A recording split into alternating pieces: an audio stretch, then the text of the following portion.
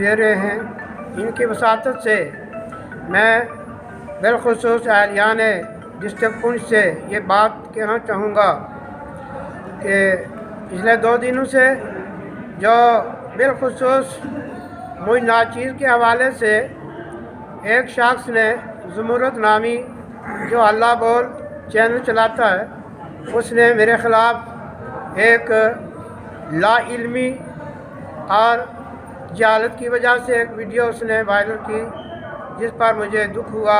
ایسا ہونا نہیں چاہیے تھا۔ حقیقت یہ ہے کہ یہ مرکزی جامع مسجد جس کا چارج ہمارے بھائی سے لے کے اور مجھ تک لگ بھگ 30 سال ہو گئے ہیں ہمارے چارج میں۔ اس سے پہلے مفتی غلام رسول صاحب رہے اور اس سے پہلے مولانا عبداللطیف صاحب رہے۔ اس مسجد کی شروع سے تیسری مرتبہ یہ تعمیر ہوئی ہے، اور یہ تعمیر مسجد کی انتظامیہ کمیٹی نے کی ہے، اور کوئی پیسہ اس میں اوقاف کا یا وقف بورڈ کا نہیں لگا ہے۔ اس پر تمام مینڈر کی عوام اس کی شاہد ہے۔ مسجد کے قریب میں جو جگہ ہماری پہلے بیکار پڑی تھی اور وہ مسجد کے ساتھ تھی، اس میں مسجد کمیٹی نے دکانیں تعمیر کی۔ آج نہیں کی بلکہ 1996 کے بعد سے یہ تعمیر شروع تھی، اور وہ دکانیں مکمل ہیں، اور ان کا کرایہ مسجد کمیٹی وصول کرتی ہے جو تعمیر میں کام آتا ہے، جس کے لیے باقاعدہ ریکارڈ موجود ہے۔ رائی پائی کا حساب ہمارے پاس موجود ہے۔ اور اس کے بعد ہماری مسجد کے امام و خطیب مفتی غلام رسول صاحب نے 1980 میں ایک جگہ الاٹ کرائی بس اسٹینڈ پر، اور ڈپٹی کمشنر صاحب کے پاس اپلیکیشن دی کہ ہمیں درسگاہ کے لیے جگہ چاہیے۔ ڈی سی صاحب نے وہ جگہ ان کو الاٹ کی، اور اس میں ہم نے آئینی ٹین کے 3 کمرے بنائے، باقاعدہ اس کے آگے برآمدہ تھا، سارا کچھ تھا، اور بہت عرصہ وہاں درسگاہ چلتی رہی۔ اور جب ہم نے نئی درسگاہ بنانے کی کوشش کی تو سازشیں شروع ہوئیں، اور اوقاف والوں نے ناجائز مداخلت شروع کر دی۔ الحال یہاں تک ہمارے پاس جو معاملہ آیا، الحمدللہ ریکارڈ ہمارا درسگاہ کا ہے۔ 1980 میں الاٹمنٹ درسگاہ اسلامیہ کے لیے ہوئی تھی، اور آج بھی وہ درسگاہ اسلامیہ کے نام پر اس کا ریکارڈ چل رہا ہے۔ اور میری موجودگی میں یہ تقریباً 30 سالہ جو ہمارا ریکارڈ گرداوری کا ہے وہ درسگاہ اسلامیہ کا ہے۔ اور اس میں دوسری کوئی رائے نہیں کہ جو چیز درسگاہ اسلامیہ کے لیے گورنمنٹ لینڈ سے ڈپٹی کمشنر پونچھ نے الاٹ کی ہے، یہ اہل اسلام ہے اور درسگاہ کے نام سے ہے، اور مینڈر کی عوام کے لیے ایک خوش آئین بات ہے کہ اتنی بڑی جگہ بس اسٹینڈ پر درسگاہ کے نام پر ہونا، یہ ہمارے لیے قابل مبارکباد ہے۔ میں اللہ بول والوں سے یہ کہوں گا، کم از کم آپ نے پہلے تحقیق کرنی تھی کہ اس رقبے کی پوزیشن کیا ہے۔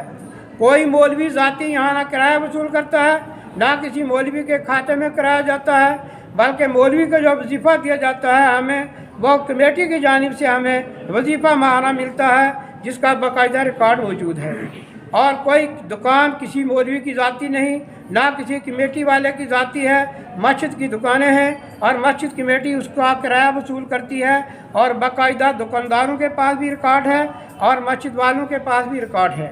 جہاں تک رہا درسگاہ کا معاملہ، یہ درسگاہ کا معاملہ یہ ہماری درسگاہ اہل سنت ہے اور درسگاہ اسلامیہ ہے، اس میں اوقاف کا کوئی دخل نہیں ہے، بلکہ میں کہوں گا کہ جہاں جہاں اوقاف کے قبضے ہیں، جہاں اوقاف کا انتظام اور انتظام چل رہا ہے، وہاں جا کے وہ دیکھیں۔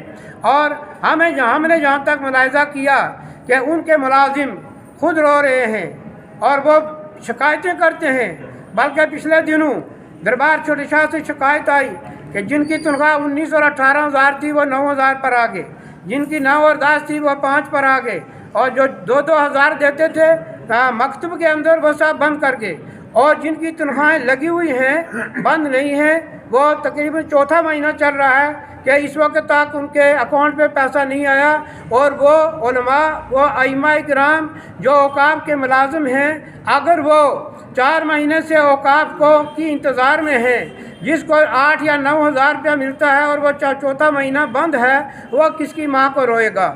کس اوقاف کی آپ بات کر رہے ہیں؟ کس وقف بورڈ کی آپ بات کر رہے ہیں؟ کم از کم آپ کو ہوش کی کے کان سے سننا چاہیے اور آنکھیں کھول کے یہ بات سننی چاہیے۔ آپ مینڈر کی بات چھوڑو، آپ مینڈر کے ٹھیکیدار نہیں ہو۔ مینڈر میں بڑے مسلمان ہیں، یہاں سوشل میڈیا والے بڑے بڑے لائق لڑکے موجود ہیں، الحمدللہ نمازی ہیں اور ہماری کمیٹی کے ممبر بھی ہیں۔ آپ کسی ڈھنگ سے ان سے پوچھو باقاعدہ کہ وہ اس بات کی نشاندہی کریں گے کہ یہ درسگاہ کی جگہ ہے اور اس میں اوقاف کا کوئی دخل نہیں ہے۔ اگر اوقاف مداخلت کرے گی ہم برداشت نہیں کریں گے۔ وہ ہمارا کورٹ کیس چل رہا ہے، اس میں آپ کو انٹرفیئر نہیں ہونا چاہیے، یہ غلط بات ہے۔ اور رہا مسئلہ، آپ اپنے گھر کا مطالعہ کریں۔ آپ کے ڈسٹرکٹ پونچھ کے اندر کتنی درسگاہیں ہیں، کتنے مدارس ہیں اور کتنی مساجد ہیں۔ کچھ مساجد تو وقف بورڈ میں آتی ہیں، بہت ساری مساجد ہیں جو ڈپٹی کمشنر نے مدرسے اور مسجد کے لیے جگہ مدرسے کے لیے الاٹ کی، وہاں مسجد بھی بنی ہے، مدرسہ بھی بنا ہے، دین کی خدمتیں ہو رہی ہیں۔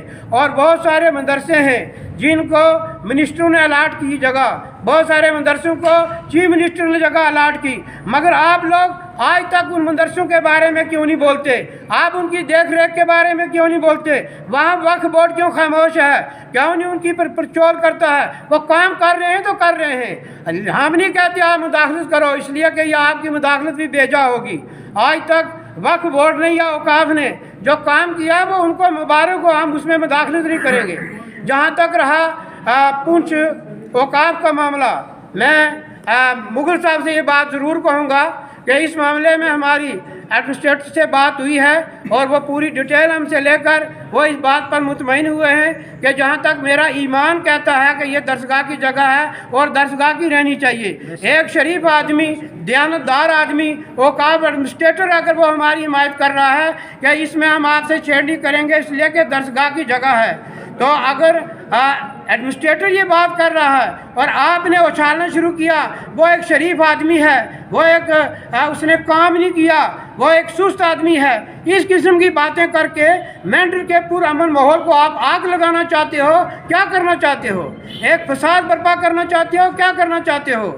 اور میری نوٹس میں آیا کہ آپ کو اور ہمارا مسلک بھی نہیں جڑتا، آپ دوسرے مسلک کے ہو، ہم اس کو برداشت بھی نہیں کرتے، لہذا آپ کا حق حاصل نہیں ہے۔ آپ سوشل میڈیا کے ہو، آپ اپنے مسلک کی سوچو، ہمارے مسلک کے خلاف اگر کوئی بات کہی میں آپ کو کورٹ کیس کروا کے میں آپ کے خلاف FIR کرواؤں گا بذریعہ کمیٹی، اس میں دوسری رائے کوئی نہیں ہے، سمجھے نہیں؟ آپ یہ بات سوچیں کہ ہم بے جان ہیں، بے جان نہیں ہیں۔ اللہ کے فضل و کرم سے میں جماعت اہل سنت پیر پنجال کا صدر ہوں، میں یہاں 3 تحصیلوں کو ڈیل کر رہا ہوں اور باقاعدہ ہماری تنظیم رجسٹرڈ ہے، جموں کشمیر گورنمنٹ نے رجسٹرڈ کی ہے، اور میں ایک تنظیم کا آدمی ہوں باقاعدہ۔